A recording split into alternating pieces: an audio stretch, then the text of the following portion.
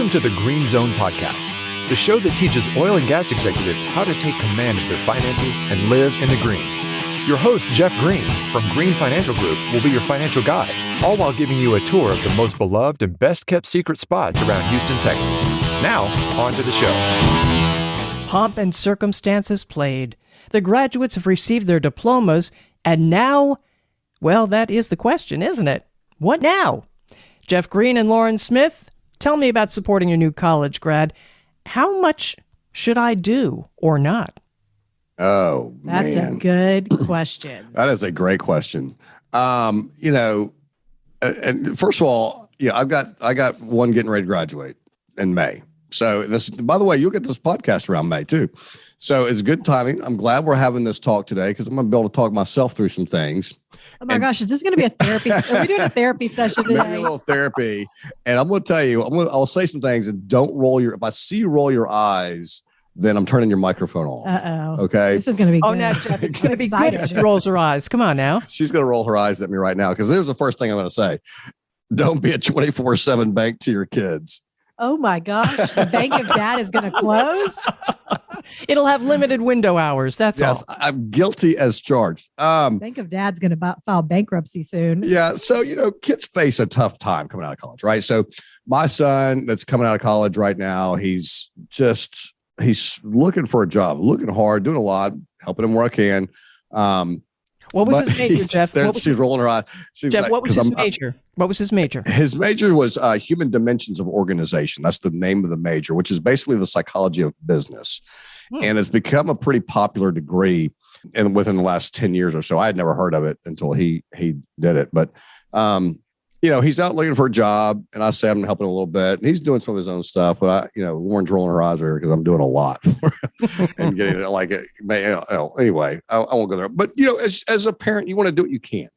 You love your kids. You want to do what you can to help them in any way you can. And that includes financially. But really, you can't be a 24/7 bank. You really can't. And there needs to be some first of all, you need to know what you can give because there are a lot of people out there who, and really there's some statistics done. I don't have the stats in front of me, but a lot of people will start to ruin their own retirement by trying to help their kids financially. That's a big no-no. Your kids are going to have to, get out. And a lot of kids put themselves through college. So, by giving them more, you've already put them through college. So you've already gotten a pretty good ride. Yeah, I worked my way through college. I paid my own way. But I didn't want my kids to have to. I wanted them to have it better than I did. So, where I was able to pay for their college. So it's great. I did. And now they're coming out. I've told my oldest, I'm helping him get a job. He will have a job. He's got an offer or two kind of floating around out there. He's going to have a job, may come into this industry even. I told him he can't work for me, right? That you cannot, nobody's starting out working for dad. We're not having that. So you need to go. That'll be great. Give him the opportunity to learn and get some different experiences. And then if he wants to work for you in the future, that's always an option. We can talk about that at that time. But anyway, so actually when I stopped paying all of the college expenses, right, that's a huge savings for me right there. So, I've told him I'm going to give you a set dollar amount each month. And I thought you had a great idea. Because you don't want this to go on forever, right? And I've told him, hey, this is it's going to last for a year. Then you're on your own. It's going to help you transition, right? It's a set dollar amount, which is much, much, much less than what I was paying for college. But I thought you had a great idea. You said, give it to him all at once, right? Let him learn to budget that. And so this is what you've got. You're right for the next year. This is dad helping you out on financially. This is what you got. This is to last you for a year. No more from dad, right? Budget it how you see fit. And if he goes to Vegas and spends it all, then that's on him. Good for him. He's going to be living under a bridge somewhere. Right. But I thought that was a great idea because it's easy to get sucked into doing these things forever, right? And it's easy to say, I've been getting $2,000 a month or $500 a month. Hey, can I just have it for one more month? And then that could go on. And all of a sudden he's 45 married with kids and you're still right. And giving him $500 a month. Right. Yeah. And I think you need to go in there with some rules of engagement, right? Like don't bug us for more than what your stipend is unless it's life threatening, right? So if we've given you X amount, don't bug me. And you need to be upfront with that. Like, look, here it is. This is it. Unless it's some life-threatening thing, don't call me. I'm not giving. And I think the conversation needs to be had of life costs, right? So as he's looking at jobs and he's seeing different job offers and different amounts of salary and, different benefits and things that come along with the job, you need to help him say, okay, your rent that you're looking at this building is X. If you go here, that's Y. Here are the pros and cons. I think, it's having the conversation and helping them figure out, now I've got this money. What's the best way to make it work for me, I guess? Yeah. You mentioned benefits. Here's another way to help give to your children, right? So let's say they're going to contribute 10% of their salary to their 401k. You can give them, rather than, so they contribute, and then you give them that 10% back so that they are, she's rolling her eyes at me again already. He gets a monthly allowance and no, I'm saying instead of that's a good deal. No, instead of the monthly. One of your kids. Look, I know that your parents were still knocking down a thing or two for you, right? I disagree. You disagree, and there's a cell phone in there somewhere? I don't think so. No. Look at you. Now I'm rolling my eyes. Anyway, here's my point. This is just an alternative way of giving, right? I'm not saying do everything in addition to, just saying an alternate way. Because if let's say they're contributing 10% of their salary to their 401k, you want to encourage the savings, right? No, you do. Encourage the savings because they need to start saving for retirement and their own benefit down the road. But maybe that's hard to do in the beginning.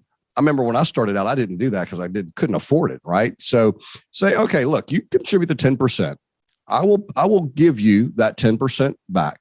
And you can do that again for a period of time. It's much easier to stop giving what they're contributing, right? Rather than like a monthly stipend, like I've already agreed to do, like anyway. Or you could do something like, if you contribute 5%, I'll match the 5%. Have them have a little bit of skin in the game also on the savings front. So you could do that into an IRA if you want, right? So if they contribute 5% to their 401k, you can say, look, hey, I'll put 5% in an IRA for you. Yeah. Right. So there's different strategies you can do that encourage savings while also helping them out a little bit along the way. Another way to give is to lend, right? Okay. So like let's say they want to buy, he's going to buy his first home, or they get married and want to buy a home. If you're able to, right, buy that home for them and then lend to them at a reasonable interest rate, right? So that they can, afford maybe a home that they may not otherwise be able to afford. Maybe it's a little bit lesser rate than what the market rate is. But what that does for them, it provides a tax benefit for them, provides a tax benefit for you. And if you're retired, or even if you're not retired, you're going to get a steady stream of income coming in from that loan. So it makes, if it's possible for you, it's not possible for everybody, but if it's possible for you to help to buy that home for your child, then that's a way of giving by lending rather than outright giving. Make sense? It does. What else you got for us? That's about it. I mean, it's not just money. It's just it's teaching them as much as you can about learning about money, right? I think that's one of the important things. Not everyone can give money, right? Your kids, you've put them through school, they've graduated, they've got the tools now to provide for themselves. But what you can do is arm them with even more tools to move forward. Teach them about money, teach them about savings, help them decide, is this apartment or this one more in my budget? Help them set that budget. This is the first time they are going out in the world on their own, having to figure it all out. And, maybe the lifestyle they've become accustomed to in college isn't quite the lifestyle that a first job will afford, or maybe a first job, they hit the bonus or they hit the jackpot and they've got a great first job, but it's not guaranteed. And so, there's a lot to be discussed and to talk about. And I think giving that knowledge is almost just as valuable as giving the actual money, because that will set them up for the long term. Yeah. It's the learning aspect, look, you can learn it the easy way, you learn it the hard way. Right. So I think most of us probably went through the hard way at some point in time. I know I did. I've seen you do it a time or two. That's the most valuable thing I think you can give them, is the wisdom you have, the budgeting and understand what they can and can't do. Teach them what a credit score is. Who even knows what a credit score is right when you graduate from college? But in a few years, if they want to buy a house, It's going to be pretty important to know what that is. They'll know what one is. I used to say I'm part of the problem. And I still think I am. I've given my kids a lot, right? So I haven't wanted for much. Fortunately, I've been able to do that and pay their way through school. And and talking with some other dads, I go, man, I'm really, I didn't come up that way. I had to earn everything that I did, pay my own way through school. Went in the Army and just did all that all on my own because I wanted something better. And I worry that, I was in conversation with some dads, worried that, I've given them too much and have not made them, go out and work for it. And his response to me was this, and I really like this. I don't know how right it is, but I'm sticking with it. He goes, Jeff, look, they've become accustomed to a certain lifestyle, right? That you provided. They're going to want to continue that lifestyle. So, but they're going to realize that they have to go out and earn that lifestyle. It's just not going to be given it to them.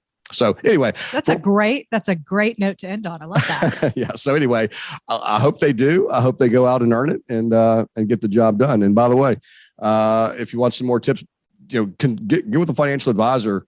They can help you out with the college planning, right? Of course. And then, helping you learn what your budget is to make sure that you can help, that you're not interrupting your own retirement lifestyle to help your child get started in life. All right. How can they reach you, Jeff? Well, you can call us at 713-244-3030, or we're online, www.greenfinancialgrp.com. There you have it. All right. Follow the Green Zone podcast to make sure you know when a new episode is ready.